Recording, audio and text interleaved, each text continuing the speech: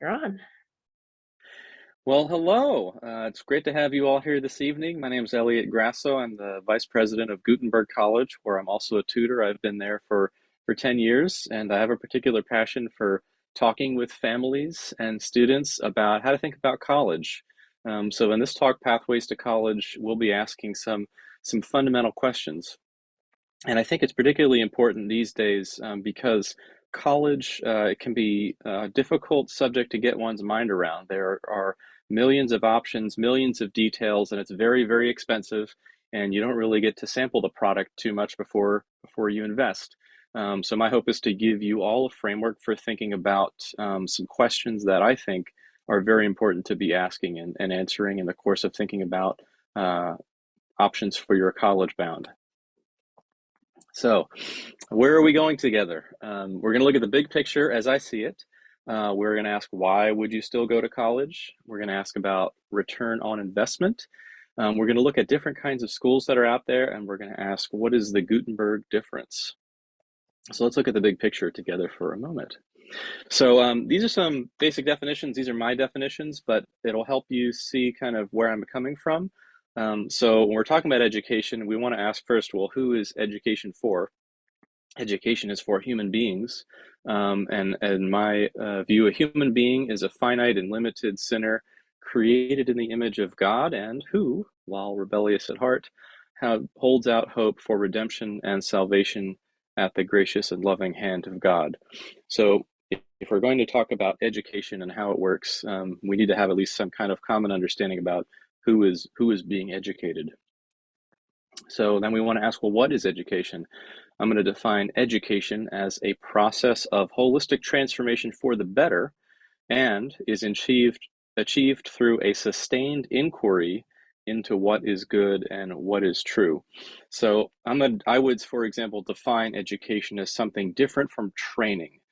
Training would be a certain set of skills and ideas aimed at a particular task. It's task training would be task oriented, where education is more life oriented. I think both education and training are good things, but I'll be talking primarily about education. So, what is higher education? Higher education is education during a time of life in which young adults begin to take on full responsibility for their ongoing growth. So, higher education is coming at this really critical point for young people between the ages of 18 and 25. We'll talk about this more in depth a little bit later. It's a period known as emerging adulthood. But essentially, it's a period where brain development is coming to fulfillment, and it's also a time when students are away from their parents, they're away from their family, and they are starting to make independent decisions about how they're going to live and what their decisions are going to mean to them.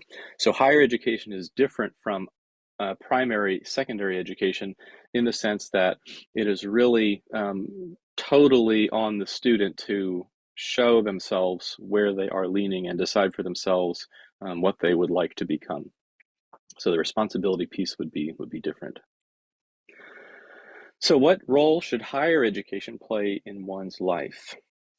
In my view, higher education is the sort of thing that should help a human being live a life that is pleasing to God. And I assume that in speaking with other believers, that living a life that is pleasing to God is a very, very high interest. And so that's going to dominate a lot of questions about finance. It's going to dominate questions about things like reputation. It's going to dominate questions about particular pathways and careers and things like that. So, what I've learned from interacting with families and students, I've been teaching in higher education for the past 15 years and have served as an administrator. I've served on scholarship committees, admission committees, all sorts of levels. And I've noticed that families, like anyone, struggle with the tension between what it means to live within a biblical worldview and what it means to live within a worldly worldview. And I think these tensions are ever present. They're very difficult to solve fully, but I want to bring these to the fore so that they can be very clearly and starkly illustrated right in front of anyone who's having to make these decisions. So I'm going to talk about a few different domains. I want to talk about purpose, survival, identity, success, resources, reputation, and relationships, and the distinctions that I see between these two views. So, in terms of purpose, the world's view is that life means whatever I make it mean. So, I'm the one who pulls myself up by my existential bootstraps. I define what is good and what is evil. I am the measure of all things, and I therefore assign all meanings to whatever it is that I do and am. From the biblical worldview, I trust that God has a purpose for my life. So that is not something that I design. It's not something I manufacture or fabricate. It's something that I discover over time. From a biblical worldview, my purpose in life already exists. It's already been written into reality by God. And my job is to faithfully discover what that is and try to live in alignment with that.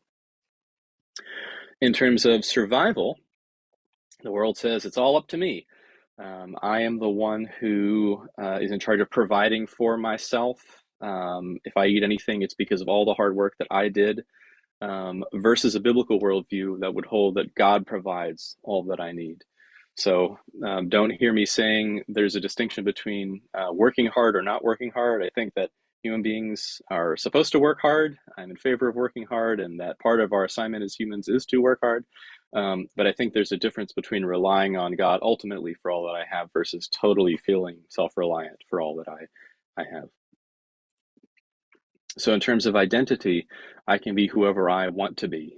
I am a self-fashioning individual versus my identity is found in God. So identity and purpose would be, the difference would be, what I am and what my life is for. What I am is my identity, and what my life is for is my purpose. So they're not exactly the same, but they're very much intertwined. In terms of success, the world's perspective is that if others think I'm great, then I'm great. It is a totally consensus-based form of self-appraisal, which is very much different from the biblical worldview, in which I'm assessed by a minority population of one. The one God who is there is the one who I am ultimately accountable to. So whether others approve or are pleased with my choices and behavior is always going to be secondary to whether God is pleased and approving of how I live. And God is going to be the one who determines how successful I have been, not the majority of others. In terms of resources, the world's picture is that money makes the world go round. Get as much as I can, since, as we saw in B, survival, I'm really working on my own resources alone, compared to the biblical worldview, in which I'm a steward of whatever God decides to give me. He is the one who puts good things in my hands, and I am responsible for doing my best to take care of those things. So it's finding that line, which admittedly is difficult to find sometimes, between what God is doing through me and what I myself am to be responsible for. But that's a distinction that the world is not going to make. The world is going to say that, it's up to you to make 90, 100, $120,000 a year, and that's all you, and good on you if you did it, and shame on you if you didn't, versus God providing different sorts of opportunities and resources and talents that are baked into what and who we are, that we can call upon and follow into where our resources bring us. Reputation is a big one, especially with colleges, because colleges are unfortunately a lot more about name brand recognition sometimes than they are about actual quality of education. And from the world's perspective, that makes a lot of sense. Blessed are the prestigious in the world's eyes, which is quite different from the way Jesus describes it in the Sermon on the Mount, where he says, "Blessed are the meek." So it's not up to me to toot my own horn and build my own reputation. It is up to me to do my best, but it is up to me also to be humble and to put others first, and to be a servant.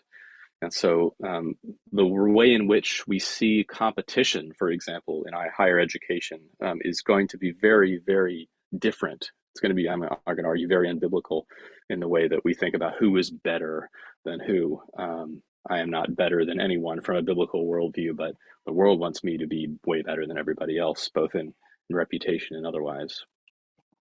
And then finally, in relationships, the world wants me to think of myself first. I am the most important being, and it is on the axis of myself that the entire cosmos rotates, which is wildly out of alignment with the Bible. I am a true servant who puts God and neighbor first. Reality is something that rotates on God as an axis, and I'm a character in whatever story he is writing. He is not a character in my story. And so, again, I feel like these kinds of distinctions are really profitable for families to think about as they're thinking about higher education and how they might be swayed in one way or another, especially if they're biblical Christians. So a little framework there, a little framework there. So that's, in my view, the big picture. So let's funnel down to, well, why would we go to college? So you can see on this graph that college tuition, starting in the late 70s, early 80s, began to outpace inflation significantly. And that's quite an interesting move. Back in the 20s and the 30s, a much smaller percentage of the population was going to college.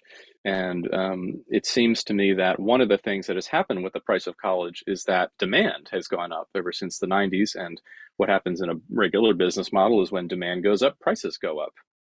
It doesn't necessarily mean quality goes up.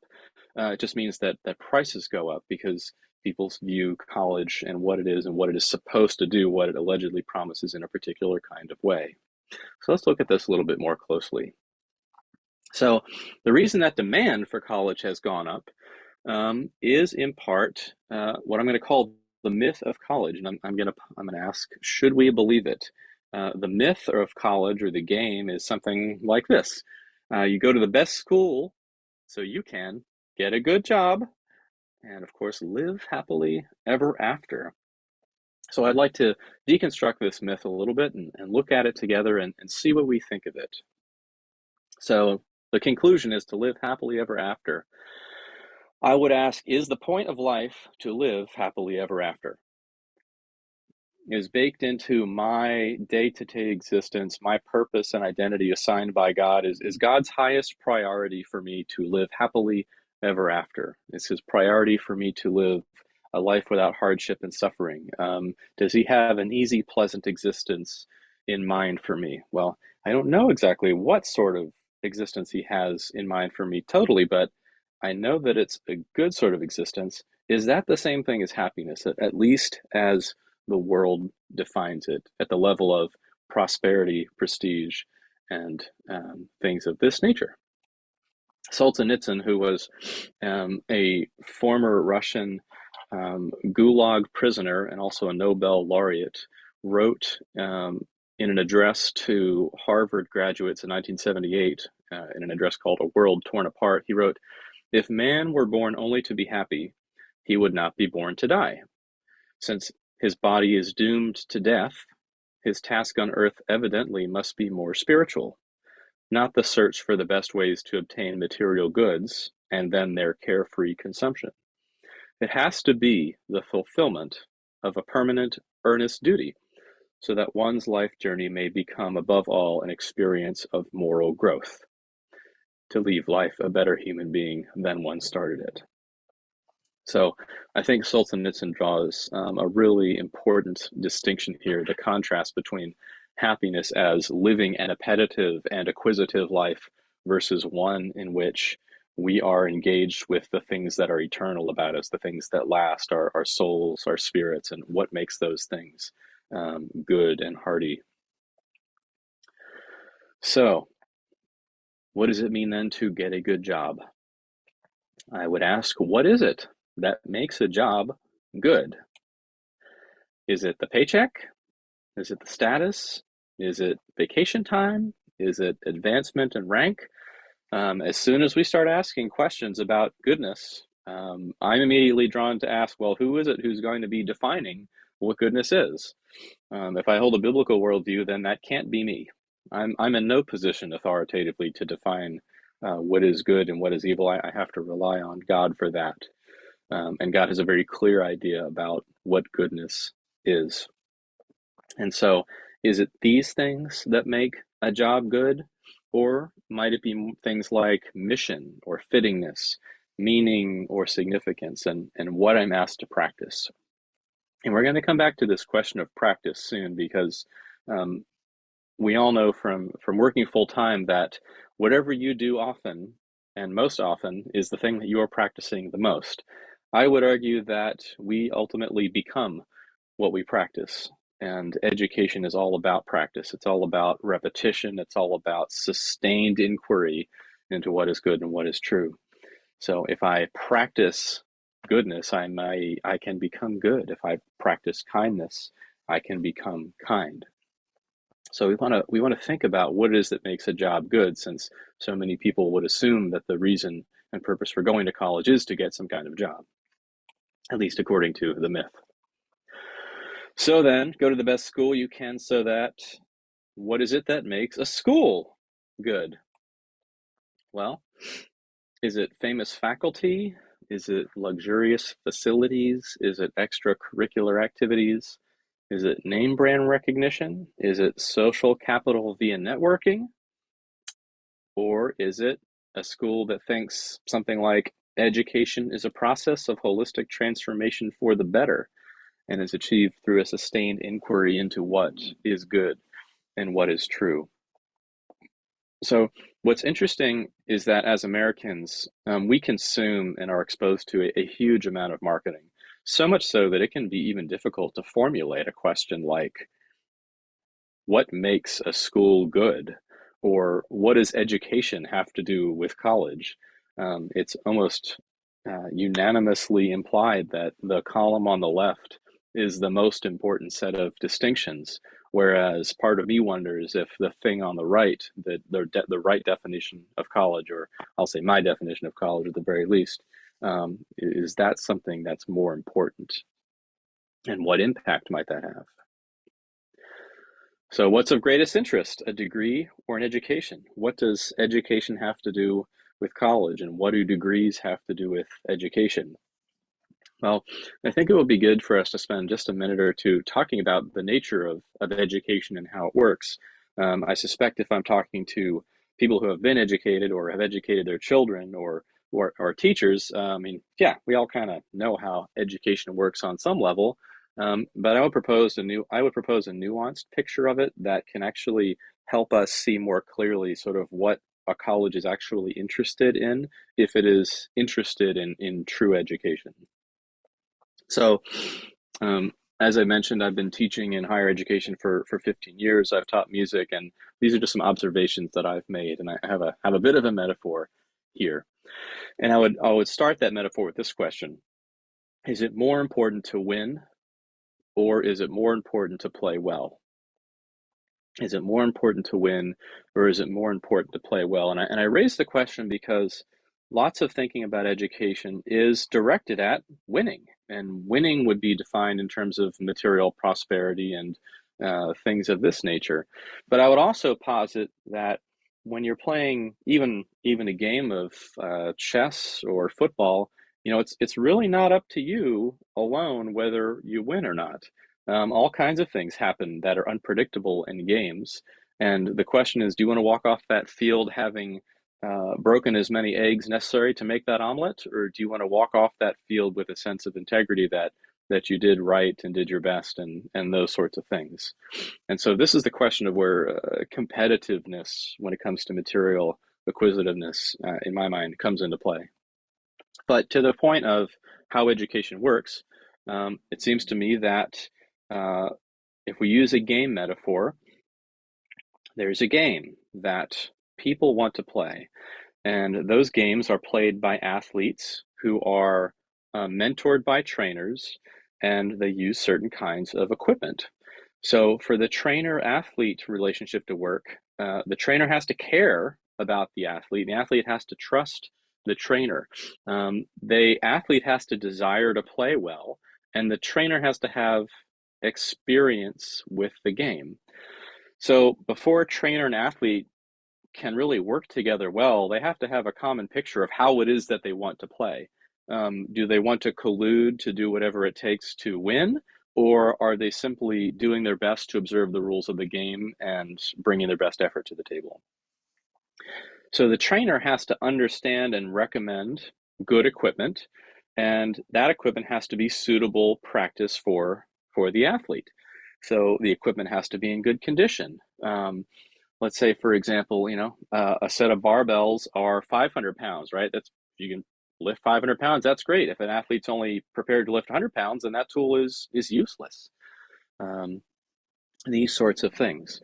So if you think about, say, if we bring this closer to bring this metaphor into the question about higher education, we could call the game life, how to live well. We could call the athlete the student. We could call the trainer the teacher. We could call the equipment the curriculum. So, for example, um, you might have a situation. Here are some examples that I think would probably be undesirable. Let's say, you had a student who really wanted to study microbiology, right? They want to study the small things of the world. You probably wouldn't pair them up with an astrophysicist. You wouldn't pair them up with an astronomer who's looking at big, massive things. They could both be interested and good at what they're doing, but they're not really working on the same project. One is looking at small, and one is looking at large. You wouldn't want to pair a student up with an astrophysicist, for example. Let's say the student is interested in space travel and astronomy. You wouldn't want to pair a student up with a trainer, a teacher who's going to recommend alien tabloids for study as part of the curriculum. You probably wouldn't want to do that sort of thing. And so the question of fittingness and for the student to be and aligned with what the teacher is doing, because the teacher is going to tell the student how to practice. The trainer is going to recommend how the student spends their time, and the student will come under the incentivization and grade reward structure of the trainer. So trainers might or might not be a fit for a particular student and can recommend things that do not help the student practice well in a way that will be good for them in the way that they want to live their lives. And yet, students are often found in situations where they're asked to practice things that really don't make sense for how it is that they're supposed to live their lives. And I'm bringing this up because this is the nature of the environment of a child's education in college. It's not so different in this way from high school. So, a student might totally, ultimately, categorically disagree with an instructor, and disagreement's fine. I mean, I've learned a lot of things from people who I disagree with, but the question is about repetition, and it's a question about incentivization and how all these pieces fit together. This is the nature of how I think that they fit together. So, the college question is often wrapped up in credentialing versus learning. So, credentialing is more focused on getting a particular degree from a particular institution because it is seen in the broader public as being a certain thing, the institution, versus the actual learning that is done. So, students can go to very reputable places, graduate, and not have learned a whole lot. And students can go to other places that are hardly known, but where they work hard and do learn a lot. And so, I mean, education is ultimately, you're going to get out of it what you put into it, and you are going to become what you practice. So, even though people are independent and able to sort of think beyond the environment that they're in, they're going to be asked to practice certain things. And the question is, will that practice be beneficial? Uh, College is going to change a student, and the question is, will that change be for the better? And I think a common misconception that I run into is that lots of parents think that, and teachers as well, by 18, they don't know it all, but, we've laid a good foundation and they're ready to kind of do whatever. But I would argue that the research says just the opposite, that, I mean, by age 18, the foundation that they're going to build their lives on is merely poured. It's not cured. It's not hardened. Things can still get in there, and lots of things can still change. And this period of 18 to 25 is known as emerging adulthood. So it's a time where a human being's understanding is starting to catch up with their ability to articulate. They're able to feel greater empathy. They're able to imagine themselves in other people's shoes.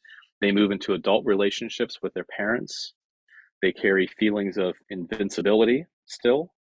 They see peer groups as less important as a determinant of behavior. So there's more independent thinking going on. They're starting to address their parents as other independent adults rather than um, the child feeling still codependent on the parent to provide all the needs.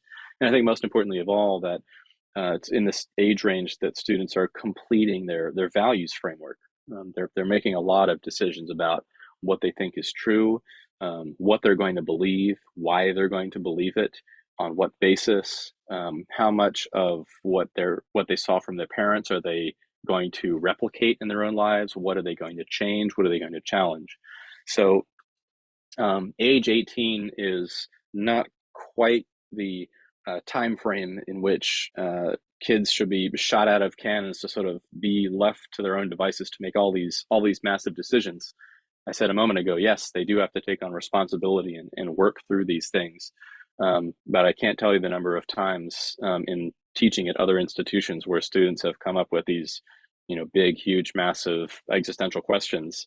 And fortunately, I like to talk about that sort of thing and ask good questions. But if I were someone else with a different perspective, um, students are easily persuaded by people who are sound intelligent at the front of the room, and they're sort of have the authority in front of them, and then they have their peer group or the students around them. And so it's still an important time where things are still malleable and still forming and still taking a shape. So, why do high school grads say that they're going to college? 85% say that, you know, they want to be able to get a better job. 78% that they want to get training for a specific career. 71.8% say that they want to be able to make more money. And I can provide article references for all these statistics come from. What is the real relationship between the degree and the job? 25 years ago, it was fairly widely believed that whatever you got your degree in was definitely, almost certainly going to guarantee you your first job out of college and was going to set you up long term for financial success.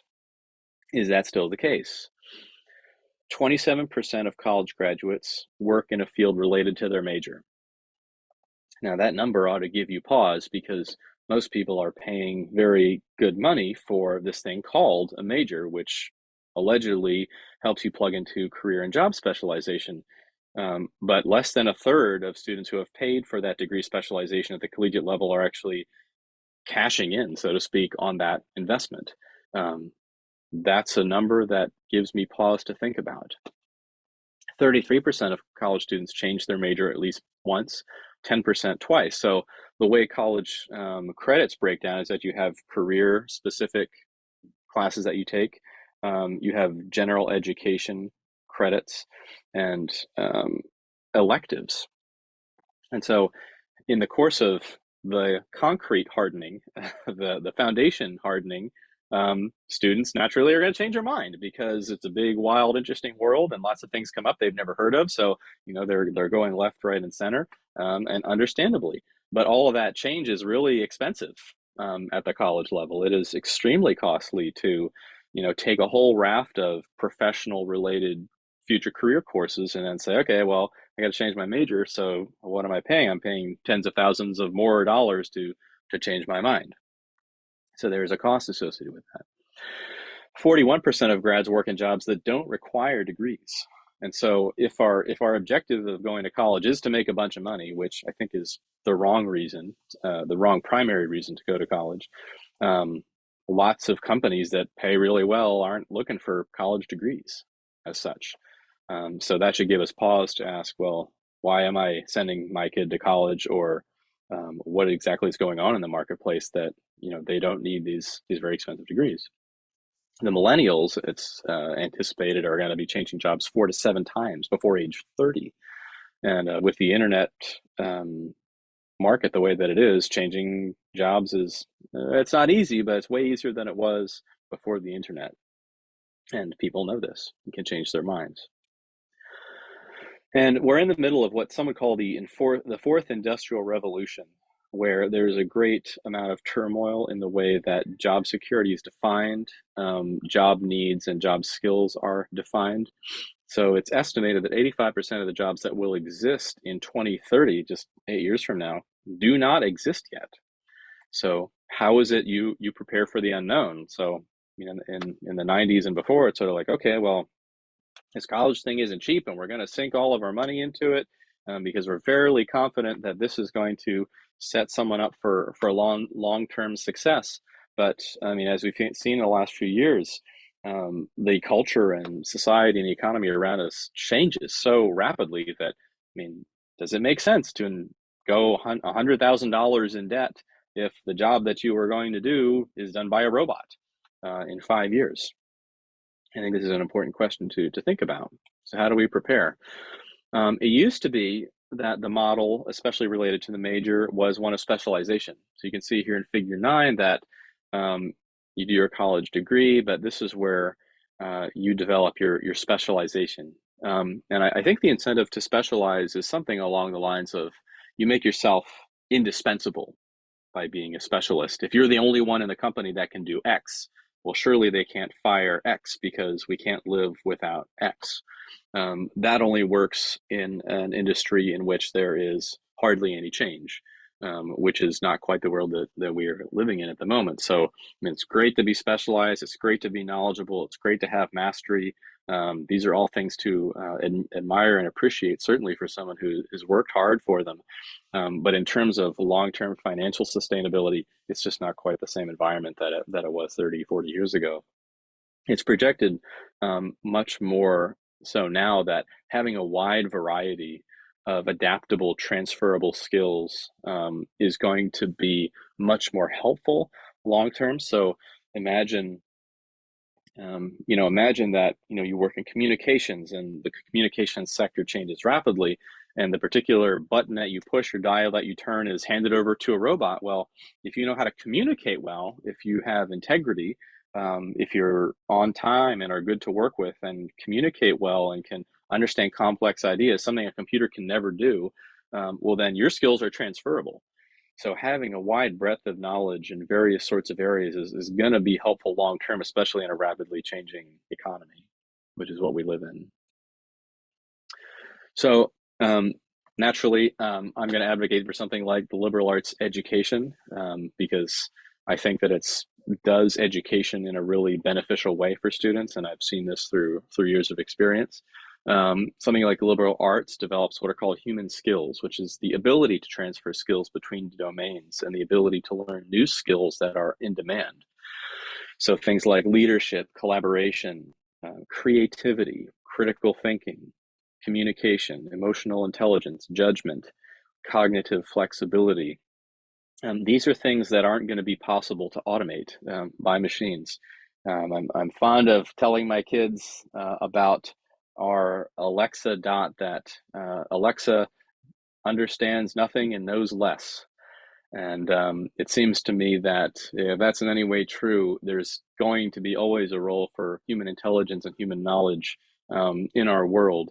But the question is, are you investing in things that are going to be quickly overtaken by something automated? Or are you working on those sorts of skills that last a long time and can be improved, these human skills that I would refer to here in this list? So I think liberal arts develops these sorts of things in a very unique and holistic way. So why go to college? I would say go to college for the education. I would say go to college for the skills. Go to college to deploy and understand what it is that the God has designed you to be doing. Don't necessarily do it for a big paycheck. Don't necessarily do it for the material wealth and gain and the prosperity and the prestige. Go for the education is my answer. So how about return on investment, right? Because there's a lot of money that can be invested in education. So I would draw a distinction on returns between the tangible and the intangible. So tangible would be things like money and property and stuff. And the intangible returns, which are much harder to measure and observe, but are probably more long lasting, would be things like clarity and understanding, healthy relationships, and personal fulfillment. which brings us to the question of wealth versus contentment. What should it be that causes fulfillment in our lives? Are we working for good things? Are we serving others? Are we doing what we feel like God has designed us to do, whether it pays a lot or a little? What is the meaning of this work? Where is treasure best accumulated? So, I mean, the question I raised earlier about, is it more important to win the game or to play the game well, I think applies to servanthood. Servants aren't winning. The servants aren't running ahead of everyone else. The servants are way in the back of the race, helping the people who are limping along and really need assistance. And the question I would pose is, where does one want to be in this long race? Way ahead of the pack or back assisting people who really need it? So this is a whole bunch of stats. And you can do a lot of things with stats. Um, there was a, what was it? Mark Twain had this line. He says, "There's lies, darn lies, and then there's statistics." And so these are some numbers that I ran into. And I would simply ask, are statistics observations or are they promises? Are they descriptions of what is, or is it like a crystal ball that's going to tell you exactly what's going to happen to you and your kids? I mean, I would see them primarily as descriptions, and descriptions which don't even all agree most of the time. So take all this with a grain of salt. Do your own research, find your own statistics. If you don't like these, I'm sure that someone else has a bunch of other statistics, but just for example, here's a couple. So America's population has 331 million people. 135 million have graduated from college. On average, the college grad earns $1,500 more per month than the non-grad. They have an average student debt of $30,000. 20% of grads don't work in their fields because there aren't enough jobs in those fields. So there's less demand for certain majors than others. Here are a couple of companies that aren't interested in college degrees at all. Google, Nordstrom, Bank of America, Ernst & Young, IBM, Apple, so-called leaders in various kinds of fields, they're not worried about college degrees at all. 27% of adults with at least a bachelor's degree say they don't have the education or training they need to get ahead at work. So more work is going to be required, no matter where you land. It's not going to be a 1 degree, set it and forget it. It's going to take a lifetime of work. Furthermore, employment increased 77% in jobs requiring higher level of analytical skills. 35% of the job openings will require at least a bachelor's degree. 30% will require some college or an associate's degree, and 36% of job openings will not require education beyond high school. So again, if you're going into debt to spend the money, to get the degree, to get the job, and you just want to make a lot of money, there's lots of other ways to do it much more efficiently than going to college. However, I would also add that nearly all employers surveyed, about 93%, say that a demonstrated capacity to think critically, communicate clearly, and solve complex problems is more important than a candidate's undergraduate major. More than 9 in 10 of those surveyed say it is important that those they hire demonstrate ethical judgment and integrity, intercultural skills, and the capacity for continued new learning. So this is actually interesting. If you guys have ever heard of Got Milk, the Got Milk ad, it was developed by a marketer at Walmart. I happened to have the pleasure of meeting him a few years ago, and I was asking him, his name is Mark. I said, Mark, how did all this come about? I mean, Got Milk is it's a cultural icon as far as marketing is concerned. How did this work? And he said, well, my application was in a stack of a bunch of others, and I got hired because I was a believer. And their assumption was, well, someone who's got faith is probably more reliable. They've got an ethical center, they've got a moral core. Doesn't mean they're going to be perfect, doesn't mean they're going to know all the answers, but that made a difference to this particular guy. And that totally floored me that was the case. Robots aren't going to be ethical. They're going to be told what to do by whoever programs them. And so being able to make fine, high-level value judgments, something that human beings can become skilled in, seems to be very valuable in the workplace. More than 75% of employers say they want more emphasis on 5 key areas, including critical thinking, complex problem solving, written and oral communication, and applied knowledge in real world settings. So, to speak to these sorts of things, again, education. I'm a huge fan of it.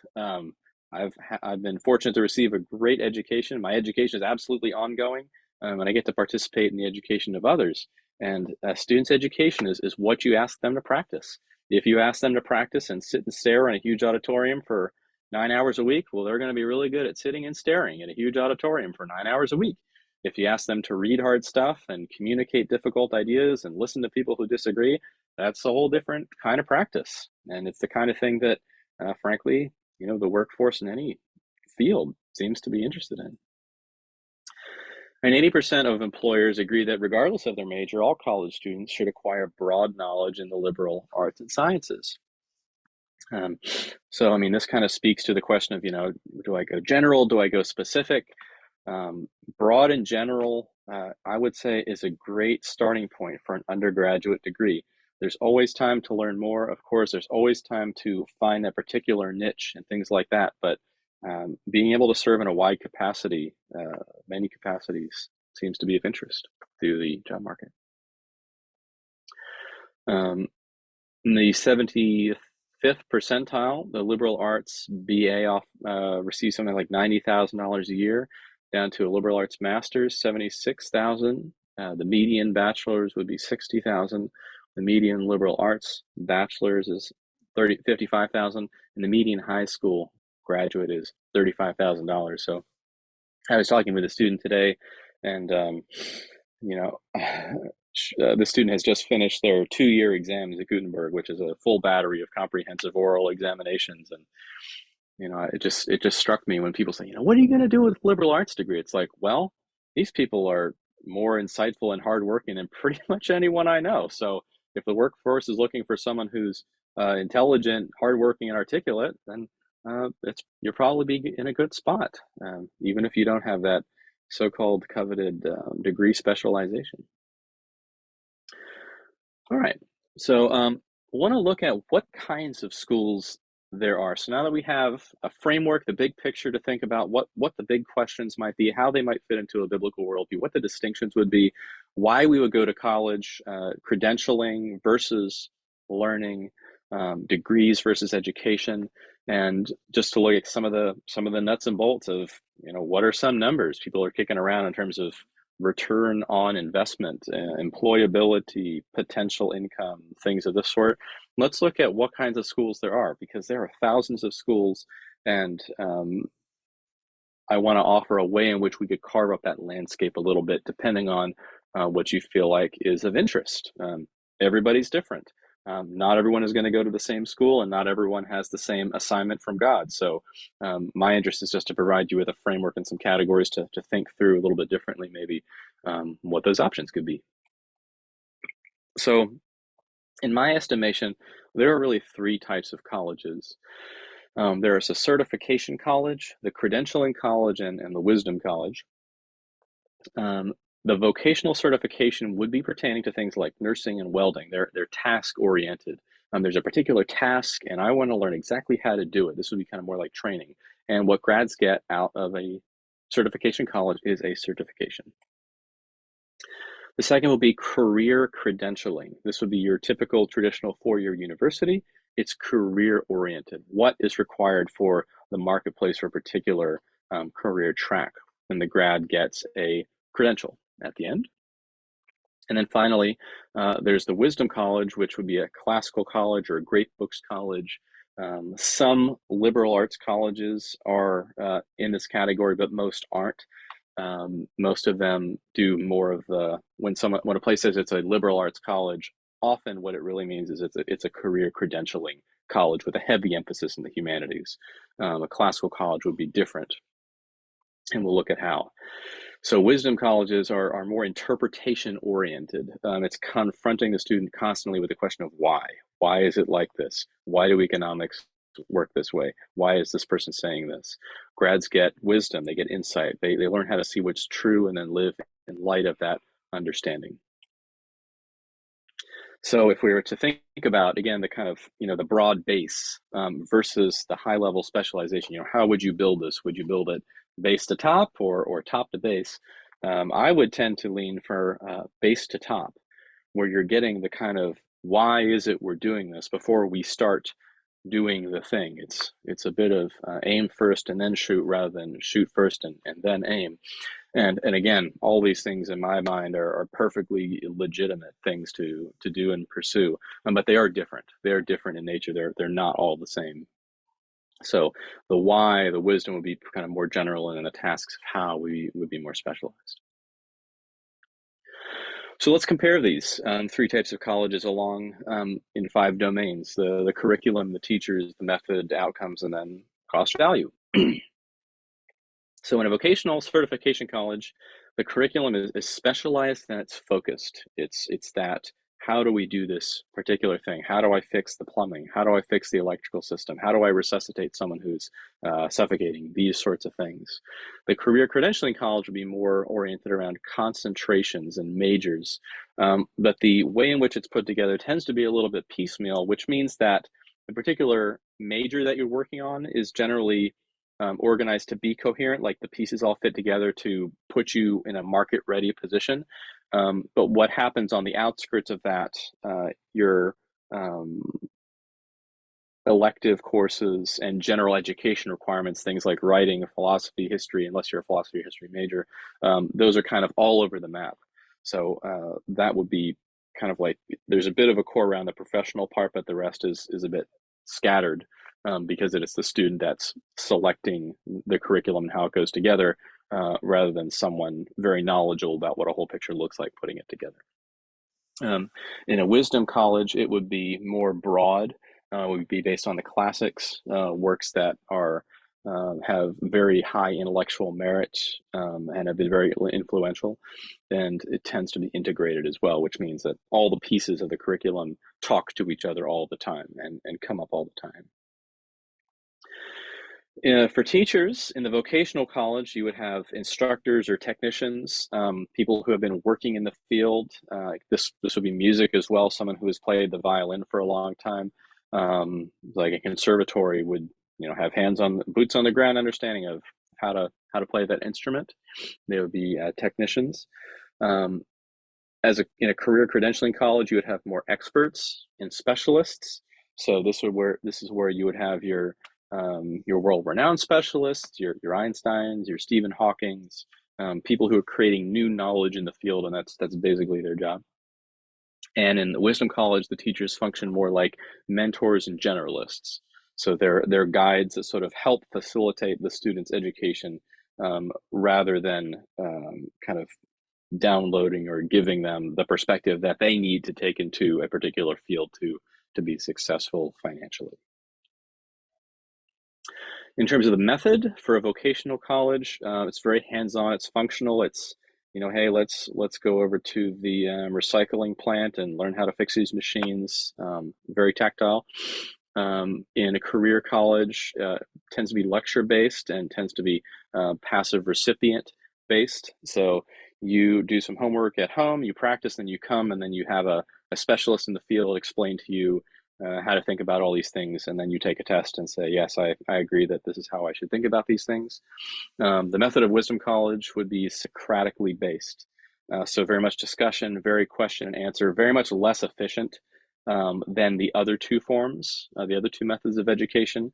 But it's one that the student finds to be very personalized, because it's not efficient to have a million questions asked during a class, but sometimes it's very personally important for the student's ability to apprehend material, that they be free to ask questions and that people will interact with them. In terms of outcomes for the vocational college, what students get are certification and hireability. So, after a certain degree program, 18 months, 6 months, whatever, this institution says, look, this person is qualified to do X, and here's a piece of paper showing that we think they're qualified and they're ready for hire right away. So vocational college would have the most, I would say, the most short-term turnaround on economic rewards for the training/education.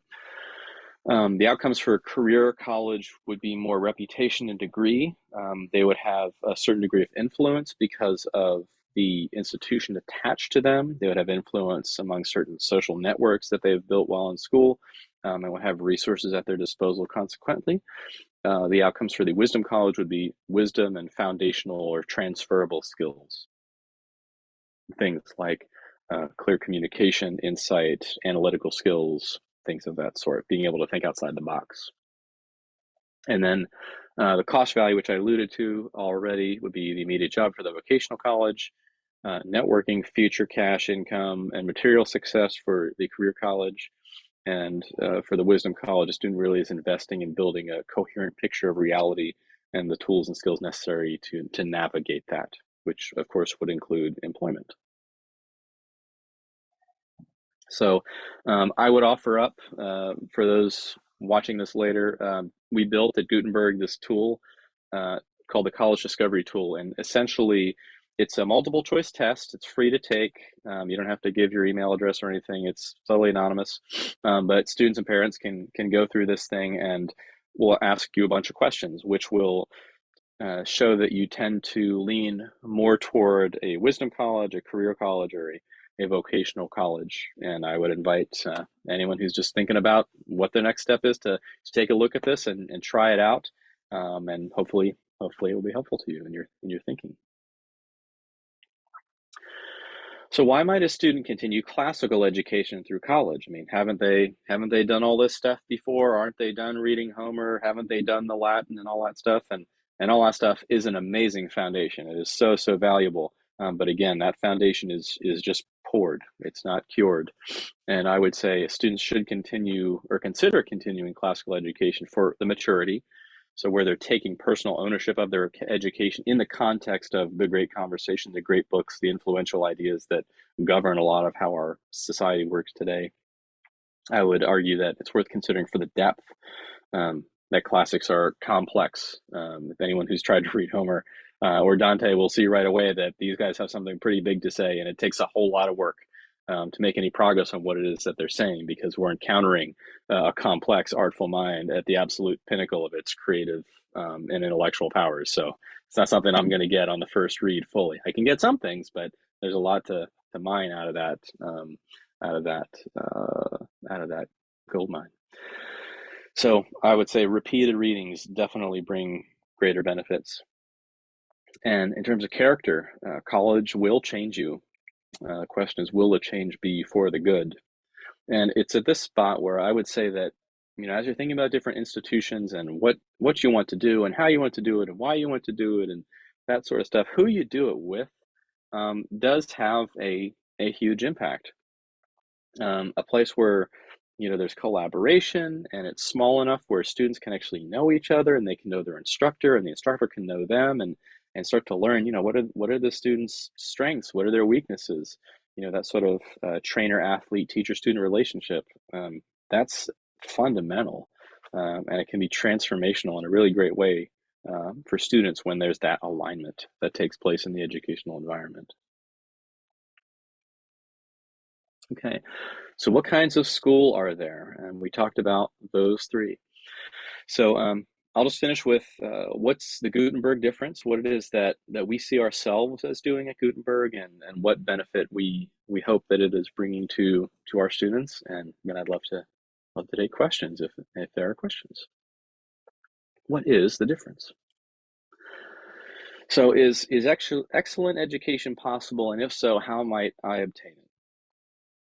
So having spent a lot of time teaching and being in a lot of different educational environments and things of this sort, these are the sorts of things that I have come to value as an educator and as a parent and as a learner in various contexts. So if you think that the following are excellent, yes, excellent education is possible. So first would be truth. Students and faculty are more interested in what is true than in fads and ideological agendas. So one of the things that can take place is that the nature of education is not focused on getting to the bedrock of reality, the bedrock of goodness, and how to live it out, but it's about staying current. It's about keeping up with changing trends and things like that.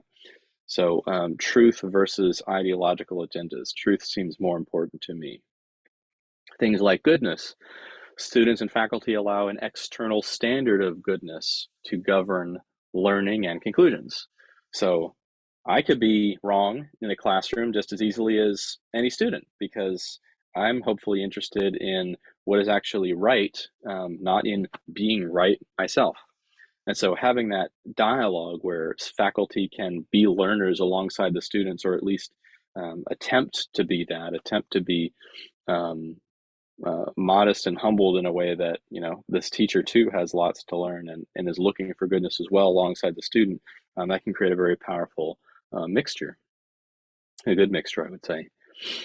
In terms of the method, faculty engage students in honest dialogue to help them draw conclusions. And I think dialogue is particularly important because if education is going to be transformational in the way that I suggested that I think it ought to be, it takes honesty, and honesty takes vulnerability, and vulnerability requires trust.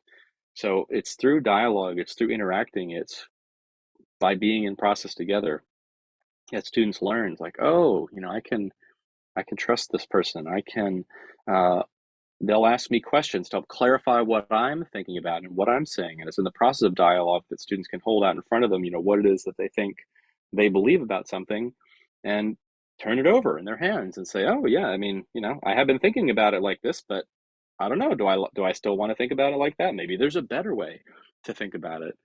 So it creates a forum for self-reflection, which is so essential for maturation. To give a student an opportunity to reflect on who they are and what they're doing, is done really well through dialogue. There are, of course, the great books, which are exceptional field because of the big questions, excellent writing, and significant insights. So it's kind of that equipment or curriculum question. It's sort of like, if you're going to spend a bunch of time practicing on something, well, you want to find the best equipment you can, so that you can grow as well as possible. And I would say the great books are really excellent equipment. The community plays a role. So not just the student doing their own solo project, and not just the teacher, but as a community, all are engaged in the pursuit of truth and care for each other in the process. So uh, higher education is not this isolated, distant kind of quadrant of reality where you do your learning and your economic job prep sort of stuff, but it's the kind of thing where we're all doing life together, and what happens in the classroom is spilling into every area of life, so that we're giving a holistic attention to what it is that we are doing and becoming. And the teachers, serving the students and guiding their thinking, respecting their process. That's such an important thing. The idea that the institution exists for the good of the students, not the students exist for the pocketbook of the institution. I remember I was teaching somewhere a while back as a graduate student, and I was told verbatim that you don't get tenure by meeting with students. And that struck me as very strange, because I thought up until then that my job was to help the students learn, and that was the role of all instructors. But this person had a different perspective, and it didn't quite sit exactly right with me. Now, having said that, some teachers are going to be better in some ways than others. Some are going to be really amazing researchers. Some are going to be really great mentors. Some are going to be really great at explaining. And thinking about the dynamics of all these sorts of things is, I think, a good question to ask. And then finally, the cost. Is it humane? Is it the sort of place that discourages large debts? I mean, once colleges realized that the government was going to pay for students' education, well, of course, the prices went up, because it wasn't the student that was really going to be doing all the working and the paying. It was going to be various sorts of grants and things like that. And so it's just unfortunate that that has happened to the economy of our higher education, which for such a long time was among the best systems in the world. But unfortunately, it's a system that's fallen prey to human greed and economic disincentives and things of that sort. So there are options that are affordable and deliver excellent services for students. So I would say, yes, if these sorts of things are interesting to you, and you feel like they're aligned with what you would hope for in an educational environment, then Gutenberg is the sort of place that does all of these things. Um, I would add that there is an emerging market of great books colleges. There are Catholic, Orthodox, Protestant sorts. There are secular sorts. The things that I think separate Gutenberg College out apart from these criteria would be Gutenberg is Protestant based. We're interested in authorial intent, so we're interested in the Bible and the meaning of the Bible as the author intends for that meaning. So we're very interested in hermeneutics, the art of interpretation, not populating the text with things that I already think, but setting those things aside and getting right down to, what is it that Matthew is saying? What is it that Isaiah is saying right here? And trying to understand that. In service of that, students learn ancient Greek so that they can read the New Testament in the original language, along with philosophical texts that are from the ancients. And the whole community model is built on a Francis Schaeffer L'Abri model, where it's a very much a live together, it's a work together, it's a cooperative, familial environment, even where students have chores. They take care of the garden, they mow the grass, they wash the windows, they prepare meals together, and it's just a wonderful community. I've loved being part of it. And then teachers function as tutors and mentors. So we're available not only to teach classes, of course, but students who want to talk about questions and personal issues, and how would you think about this theological claim, or what do you think Aristotle is doing? Do you think he's right about that? And things of that sort. So we see our role as very much alongside the student, facilitating their process, stepping in as needed. And that sort of thing. And this approach is sometimes unusual for people to hear because it's so rare. There are kind of two extremes that I notice a lot in the ethos of institutions. One would be the free for all, where there's absolutely no mooring in truth. There's no standard. It's sort of students kind of do whatever and say whatever and land wherever and ask whatever, and it's all equally good. It's all equally right. And on the other side, from the free for all, is the factory, where yes, we will put you into a college-shaped human, and you will graduate knowing and believing all of these exact things. And if you don't, then we will help condition you to make sure that you arrive at the right conclusion all the time. And so Gutenberg is in the middle. We have a standard for truth. We think the Bible is true. We think that Jesus is God. We think that what the biblical authors have to say about man and God and ultimate reality are real, are true things. We think the Bible is authoritative, but we also recognize that the way in which a student comes to believe that, if they come to believe it, if any of us come to believe it, is by a process that involves them and God. It's not something that we can cause them to believe. It's not something that we can ensure that they believe.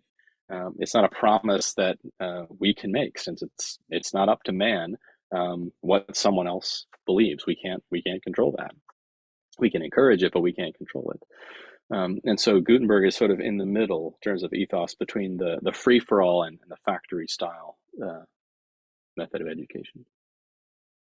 So students study the great books written by some of the greatest minds in history: Dostoevsky, Aristotle, Descartes, Marx, Shelley, St. Paul, St. John, Einstein, Shakespeare, Plato, Augustine, and Cicero.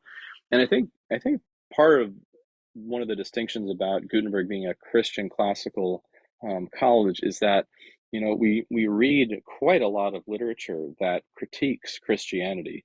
We're going to read Darwin, we're going to read Marx, we're going to read Aristotle, and frankly, we believe that the Bible's true and that it's going to stand up to scrutiny in the marketplace of ideas, and that it's going to win the day. So we're not afraid of reading secularists, but the reason that we read them is to see really, some of these authors, maybe we don't agree with their conclusions, but we think that they have actually valuable insights about the human condition and how we've arrived at this historical moment.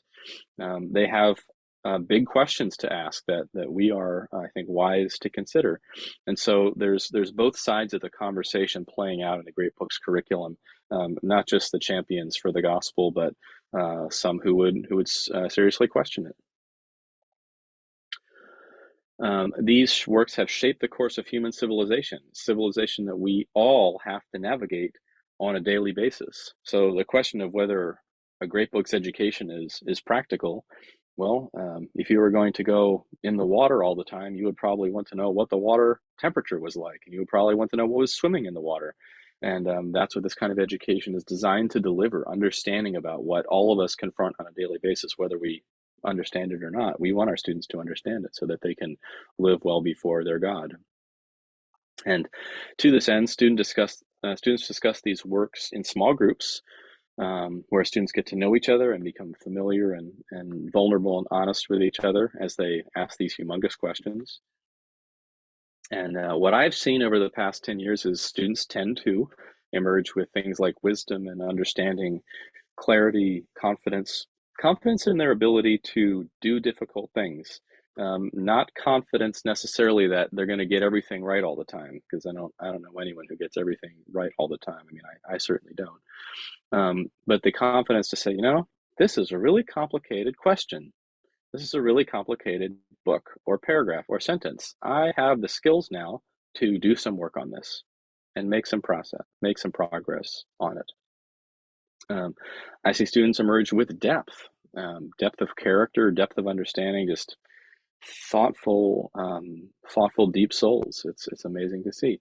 And incidentally, what comes with that are marketable skills. It turns out that employers like people who are thoughtful and know how to communicate and can understand complex things and can listen to disagreeable opinions without throwing a temper tantrum or something or coercing someone to agree with them. Turns out that employers do like that. And they also end up with a Bachelor of Arts in Liberal Arts, which is a nationally accredited degree through our accrediting agency, TRACS. I would add also that Gutenberg College is affordable. Private tuition these days runs in the $33,000 per year range. That's the average, not the max. Gutenberg's max, by contrast, is $14,500.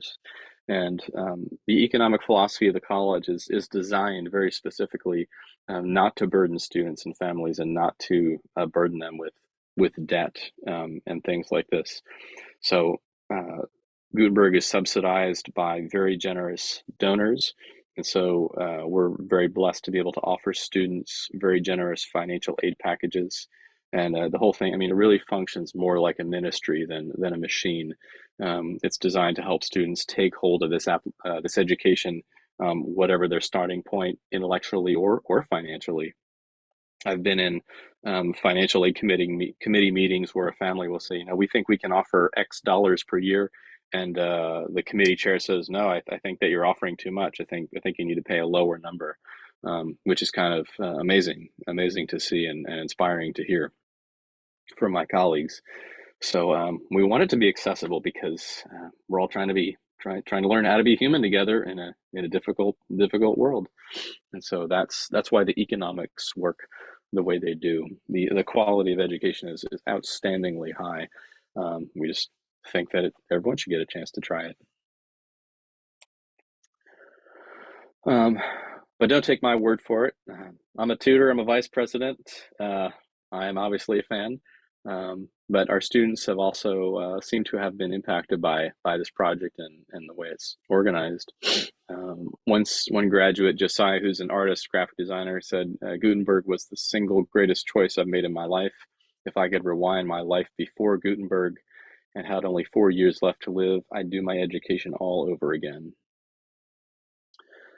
This is Emily, who's now an editor in a publishing house. She says, the tutors are earnest listeners and caring advisors.